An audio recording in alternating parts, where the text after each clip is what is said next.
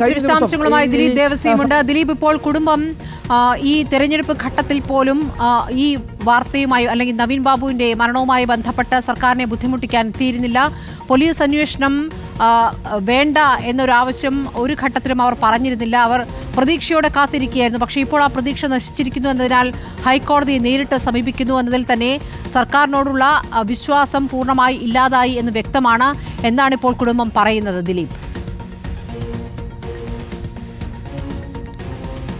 സ്മൃതി, നേരറിയാൻ CBI ഈ നവീൻ ബാബുവിൻ്റെ മരണവുമായി ബന്ധപ്പെട്ട് നേരറിയാൻ CBI എത്തണമെന്നുള്ള ആവശ്യമായിരുന്നു ഈ കുടുംബം ഉന്നയിച്ചിരിക്കുന്നത്. ഈ കുടുംബം നേരത്തെ തന്നെ പറഞ്ഞത്, സ്മൃതി പറഞ്ഞ കാര്യങ്ങൾ തന്നെ പറയും. ഈ തിരഞ്ഞെടുപ്പുമായി ബന്ധപ്പെട്ട് ഈ കുടുംബം തന്നെ ഒരു തരത്തിലുള്ള ഇടപെടലും നടത്തിയില്ല. കേസുമായി ബന്ധപ്പെട്ട് സഹകരിക്കുക മാത്രമാണ് ഉണ്ടായത്. പക്ഷേ ഇവർ പറഞ്ഞിരിക്കുക, ഹൈക്കോടതിയിൽ നൽകിയ ഹർജിയിൽ പറഞ്ഞിരിക്കുന്നത് തെളിവുകൾ ശേഖരിക്കാനല്ല, പക്ഷേ മറിച്ച് തെളിവുകൾ നശിപ്പിക്കാനാണ് SIT ശ്രമിക്കുന്നതെന്നാണ് പറഞ്ഞത്. കണ്ണൂരിൽ നിന്നുള്ള പ്രത്യേക അന്വേഷണ സംഘം, അതായത് അവിടുത്തെ CPM നേതാക്കളുടെ നിയന്ത്രണത്തിലുള്ള ഈ അന്വേഷണ സംഘം കേസ് അന്വേഷിക്കുമ്പോൾ അതിന് നീതി ലഭിക്കില്ല എന്നുള്ള തരത്തിലടക്കം പറയുന്നു. കൂടാതെ ഈ സംഭവവുമായി ബന്ധപ്പെട്ട്, ഈ മരണവുമായി ബന്ധപ്പെട്ടതിന് ശേഷം അവിടെ ക്വാർട്ടേഴ്സിലെയോ അതുപോലെ തന്നെ കളക്ടറേറ്റിലെയോ റെയിൽവേ സ്റ്റേഷനിലെയോ CCTV ദൃശ്യങ്ങൾ എടുക്കാൻ അവർ ഇതുവരെയും കൂട്ടാക്കിയില്ല, അത് എടുത്തിട്ടില്ല. മറ്റൊരു കാര്യം ഇവർ പറയുന്നത്, ഈ മരണം നടന്നതിന് ശേഷം ഇൻക്വസ്റ്റ് നടപടികൾ പൂർത്തിയാക്കിയത് അത് ബന്ധുക്കൾ ആരും എത്തുന്നതിന് മുൻപ് തന്നെ തിടുക്കപ്പെട്ടുകൊണ്ട്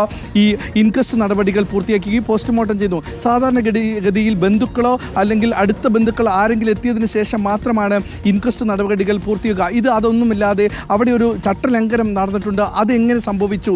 ഇതിൽ ദുരൂഹതകൾ ഒരുപാടുണ്ട് എന്ന് തന്നെയാണ് പറയുന്നത്.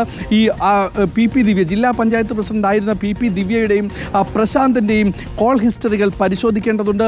അതും പരിശോധിക്കാതെ 14-ാം തീയതി ഈ സംഭവം നടക്കുന്ന വിവാദ യാത്രയപ്പ് നടക്കുന്ന യോഗത്തിൽ എടുത്ത ഫുട്ടേജുകൾ ഉണ്ടായിരുന്നു. ഒരു പ്രാദേശിക വാർത്താ ചാനൽ എടുത്ത ഫുട്ടേജുകൾ ഉണ്ടായിരുന്നു. ഈ ഫുട്ടേജുകൾ ഇവിടേക്ക്, അതായത് പത്തനംതിട്ടയിലേക്ക് ഒരു ജീവനക്കാർക്ക് PP ദിവ്യ അയച്ചു കൊടുക്കുകയും ഉണ്ടായിരുന്നു.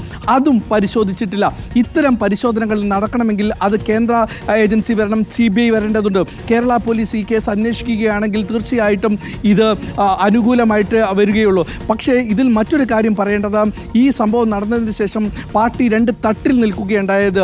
CPMൻ്റെ പത്തനംതിട്ട ജില്ലാ കമ്മിറ്റി ഈ കുടുംബത്തോടൊപ്പം ഇരയോടൊപ്പം നിൽക്കുകയാണെങ്കിൽ അവിടെ കണ്ണൂർ വേട്ടക്കാർക്കൊപ്പം നിൽക്കുന്ന സാഹചര്യമാണ് ഉണ്ടായത്. നമ്മൾ കണ്ടതാണ്. PP ദിവ്യ ജയിലിൽ നിന്ന് ഇറങ്ങുമ്പോൾ പാർട്ടിയുടെ സംസ്ഥാന സെക്രട്ടറിയുടെ ഭാര്യ ഉൾപ്പെടെയുള്ളവർ ഇവരെ ആനയിക്കുക, സ്വീകരിക്കുക അടക്കം ചെയ്യുന്ന ആ സമയത്ത് എങ്ങനെയാണ് ഇവർക്ക് നീതി ലഭിക്കുക